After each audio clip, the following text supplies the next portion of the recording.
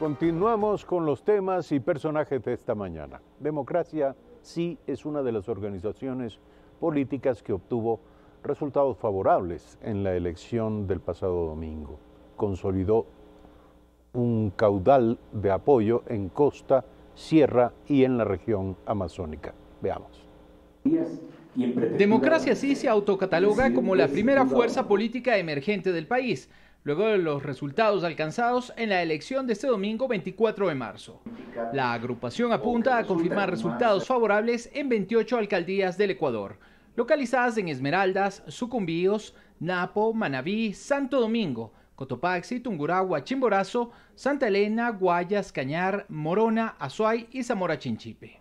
Además, en las prefecturas de Imbabura, Santo Domingo, Cotopaxi, El Oro y Zamora Chinchipe. Gustavo Larrea, director nacional de Democracia Sí, al referirse al resultado de la votación, aseveró este miércoles en conferencia de prensa que el correísmo obtuvo el 10%, pero el 90% se pronunció a favor de otras expresiones políticas. Otras organizaciones políticas que también obtuvieron resultados favorables el domingo 24 fueron el Partido Social Cristiano y la Revolución Ciudadana. Néstor Aguilera, Telediario. Está aquí Gustavo Larrea, director nacional de Democracia Sí. Buen día, gracias por aceptar esta invitación. Gracias, ¿Cuál hace respecto de los resultados para su organización política? Bueno, Democracia Sí participa en 37 alianzas entre prefecturas y alcaldías. 37 alianzas. Y participa en 200 candidaturas a las alcaldías y en 22 candidaturas a prefecturas provinciales. Obtenemos 5 victorias a nivel de alcaldías, está en disputa la alcaldía, a nivel de prefecturas, está en disputa la prefectura de Pichincha, que todavía hay un recuento para el día de hoy, y hay una impugnación que será presentada al final de los resultados, donde hemos encontrado inconsistencias en más de 500 actas, que demuestran que en Pichincha todavía no está resuelto. Esperemos que concluye el proceso para hacer la impugnación debida y ir al reconteo de esas juntas receptoras del voto.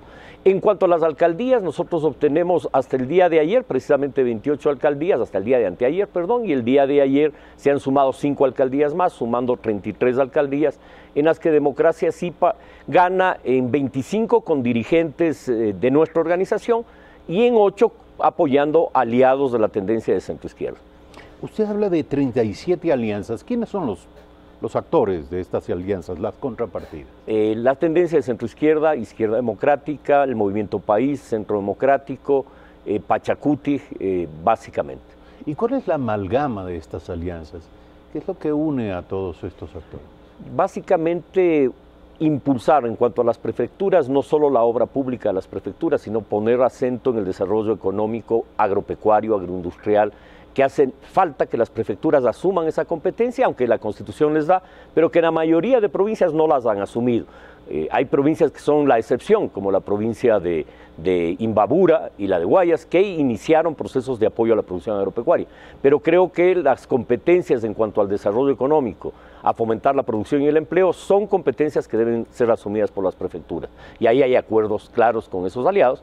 Y en cuanto a los municipios, en fortalecer la solución de problemas tan simples como agua potable, alcantarillado, saneamiento básicamente. También, desde luego, soluciones a problemas viales, problemas de movilidad de las ciudades, que fueron la base de los acuerdos que nosotros hicimos con las fuerzas de la tendencia. Pero si me permite, todo lo que ha mencionado puede ser parte del catálogo de las promesas electorales de cualquier organización política, de la derecha, de la izquierda, del centro. Si nosotros vemos... ¿Dónde está el signo ideológico de todo eso? Básicamente en la inclusión social, en que las alcaldías tengan como objetivo responder al ser humano, a la ciudadanía, y no en todo el país ha sucedido eso. Hay todavía municipios que prefieren remodelar edificios y no atender las necesidades vitales de la población. Atender las necesidades vitales de la población es un compromiso ideológico y desde luego un compromiso político. ¿Y cómo enfrentar el tema de la corrupción luego del resultado que implica de alguna manera la observación respecto del cumplimiento de compromisos de un montón de actores diversos? Los municipios y la prefectura y las prefecturas deben tener absoluta transparencia, contratación pública con concurso abierto, con veeduría. No podemos seguir socapando la corrupción en el país. transparencia en la contratación pública. Y eso que parece tan elemental no existe en la mayoría de gobiernos municipales y provinciales. Las contrataciones se hacen a dedo. Por lo tanto, creo que esa ética no solo debe ser de una tendencia política o de una tendencia ideológica, debe ser una obligación de todos los municipios y prefecturas del país. Siempre se ha hablado de la cercanía política suya con el presidente Lenín Moreno y con el gobierno del presidente Lenín Moreno. ¿Qué tan cierto es esto y de qué manera se expresaría en los 2 años finales de la administración del actual gobierno? Nuestra organización apoyó en la segunda vuelta al presidente Lenín Moreno para su elección y en este año, 10 meses, hemos apoyado su gestión. Por lo tanto, mantenemos, diría yo, un acuerdo en la línea estratégica que el presidente Moreno definió en la campaña electoral y en los primeros días de su gobierno, que es producción y empleo en economía, es decir, no una economía basada en la especulación, el endeudamiento y la suerte de tener buenos precios de alguna materia prima, sino en la producción. Inclusión social, que nos parece vital. Política internacional abierta, no política internacional sectaria, sino entender que el Ecuador es parte de la Unión de Naciones del planeta y que por lo tanto requerimos buenas relaciones con todos los países y pueblos del mundo. Creo que eso es fundamental. Creo que esos son acuerdos básicos y desde luego la lucha contra la corrupción y por la ética pública. ¿Serán ustedes una fuerza de cogobierno?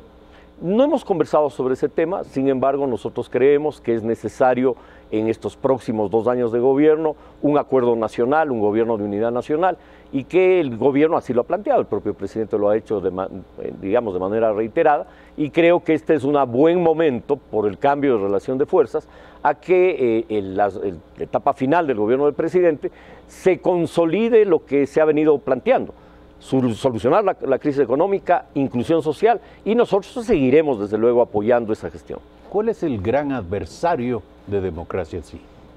Creo que el adversario es la pobreza extrema, el adversario es la corrupción, yo creo que esos son los adversarios. Hablo de adversarios políticos. Eso se expresa desde luego en fuerzas políticas que quieren esconder y llegar a acuerdos por la impunidad, por ejemplo, eso es un acuerdo no viable. Pero sí tenemos apertura para llegar a acuerdos para el desarrollo, para la inclusión social.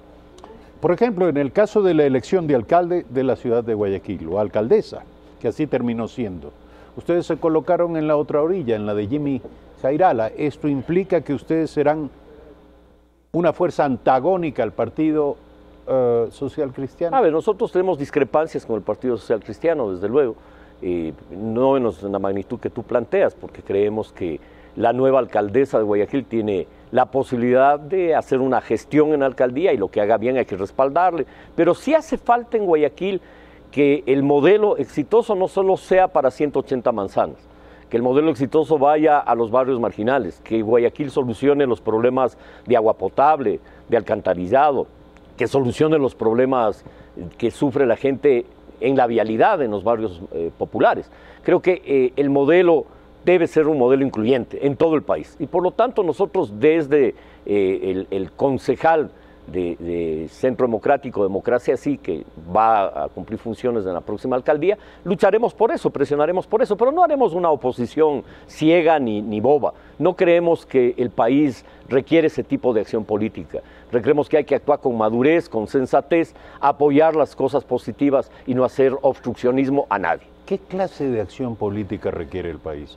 ¿Cuáles son las grandes disyuntivas Creo que estabilidad, el país requiere en estos próximos 2 años de estabilidad política, estabilidad económica, jugar a la desinstitucionalización, jugar a la inestabilidad, jugar al golpe de Estado, jugar a la muerte cruzada y con todo el bombardeo publicitario de un sector político del país que quiere adelantar elecciones, que quiere que el presidente Moreno caiga, eso es jugar a la desestabilización. El país requiere estabilidad política para su proceso de reinstitucionalización, estabilidad económica y creo que en esa dirección la sensatez debe imponerse en la nación. Todavía se proyecta sobre la realidad política nacional la sombra de los 10 años del expresidente de la República y este esquema de alianzas de Democracia Sí da la impresión de que, digamos, operó como una suerte de reclutamiento de los damnificados de la década del presidente Rafael Correa. Primero, ¿cuál es su balance sobre el resultado de las elecciones para el movimiento de Correa? Yo creo que ellos obtienen algo más del 10% en la votación de promedio nacional. Si nosotros analizamos la votación que ellos obtuvieron hace un año y la reclamaron como suya, que fue la votación por el no en la consulta popular. En la consulta popular el sí obtiene 67% de la votación y el no 33%. En ese momento el correísmo dice que esa era su votación dura. Ahora ellos van a tener algo más del 10% en la votación. Esa es su votación actual, es decir, no es verdad que ellos hayan tenido un triunfo, han tenido triunfos parciales, que hay que reconocerlo, pero no han tenido una victoria política en todo el territorio nacional, sino una victoria parcial en 2 provincias. En el resto del país no tienen alcaldías, no tienen más prefecturas. Creo que su realidad política es esa. Es una fuerza que no ha desaparecido, desde luego, pero que tiene ahora menos influencia política de la que tuvo hace un año. Pero ¿cuál es el carácter, en su opinión, del movimiento favorable a Rafael Correa, dado que se trata de fieles, de seguidores fieles, contra viento y marea, diría yo, a pesar de todos los cuestionamientos, sobre todo en cuanto a temas de corrupción que han venido? A ver, siempre va a haber una corriente en cualquier fenómeno político. Ahora podemos ver el correísmo, podemos ver antes del correísmo, podemos ver a Abdalá Bucaram hace 20 años atrás. En la elección siguiente a la ida de Bucaram, el candidato que él apoyó, que fue el señor Álvaro Noboa, obtuvo el segundo lugar en la votación, llegó a la segunda vuelta, incluso había gente que hablaba de fraude electoral. Es decir, ellos tuvieron una presencia política muy fuerte los años siguientes de la destitución del expresidente Bucaram. Es decir, en ese sentido quiero decir que son fenómenos que se repiten. No es que la fuerza política que representa Rafael Correa ha desaparecido, no, es una expresión política que tiene, digamos, en la relación de fuerzas menos peso que antes, pero sigue teniendo influencia. Y a estas alturas, el movimiento de Rafael Correa es verdaderamente heredero de una tradición política de izquierda? No, no creo. Yo creo que el movimiento de Correa expresa una colcha de retazos donde entra desde sectores de izquierda hasta sectores neofascistas, donde entra una visión del Estado autoritario y corrupto. Yo creo que esa es una visión que no tiene cabida en el futuro de la nación, una visión sectaria y hegemonista.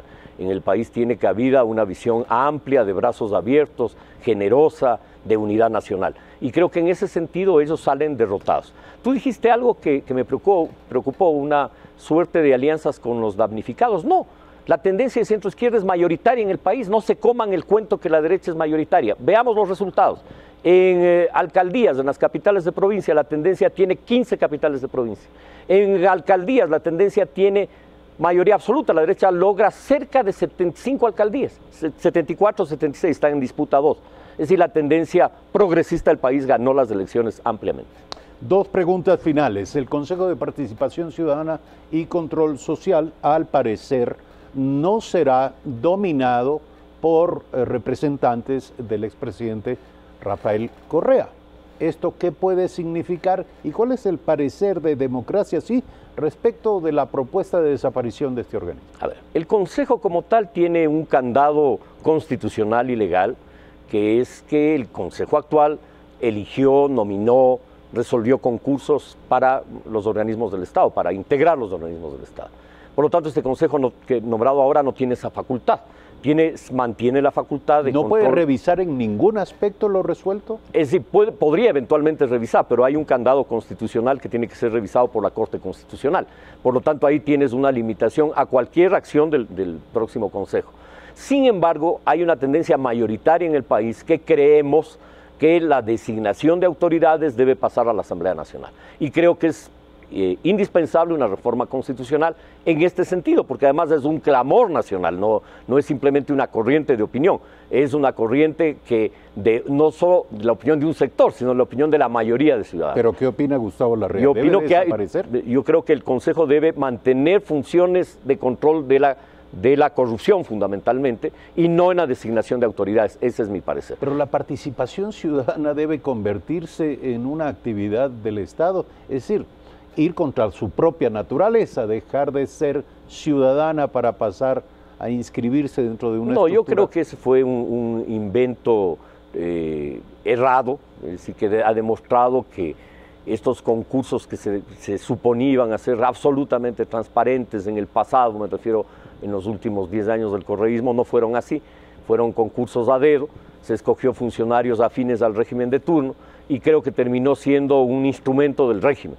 Y yo creo que en ese sentido el Consejo no tiene futuro, para hablar objetivamente, y mi opinión es que esas facultades deben regresar a la Asamblea. Sin embargo, hay una institución histórica que surgió en la lucha contra la corrupción, que fue la Comisión Cívica contra la Corrupción. Yo creo que ese debe ser la función de la Comisión de Control Cívico y no la función que hoy tiene. Finalmente, cuando son las 7 de la mañana con 31 minutos, la pregunta a nuestro invitado, ¿quiere ser presidente de la República? No, yo no estoy para ser presidente ni para ser candidato a nada. Yo estoy porque estoy en la lucha política, porque creo que hay que contribuir a un país, a nuestro país, a solucionar sus problemas, a solucionar los problemas de corrupción, a institucionalizar el país, a luchar por la democracia, por las libertades, por los derechos humanos. Vale decir que de cara a las próximas elecciones buscará un candidato. Nosotros buscaremos a quien mejores condiciones tenga de, diría yo, mayor intención de voto, mayor nivel de compromiso. Si lo escogeremos nosotros a finales de este año o comienzos del año pasado, esperemos que esa candidatura sea la confluencia de la mayoría de sectores sociales y políticos del país, y en ese sentido nosotros vamos en esa línea. Gustavo Larrea, director nacional de Democracia Sí, esta mañana aquí en Primera Impresión. Gracias por aceptar esta invitación. Breve corte, volvemos con Daniel Mendoza, asambleísta de Alianza País por la provincia de Manabí.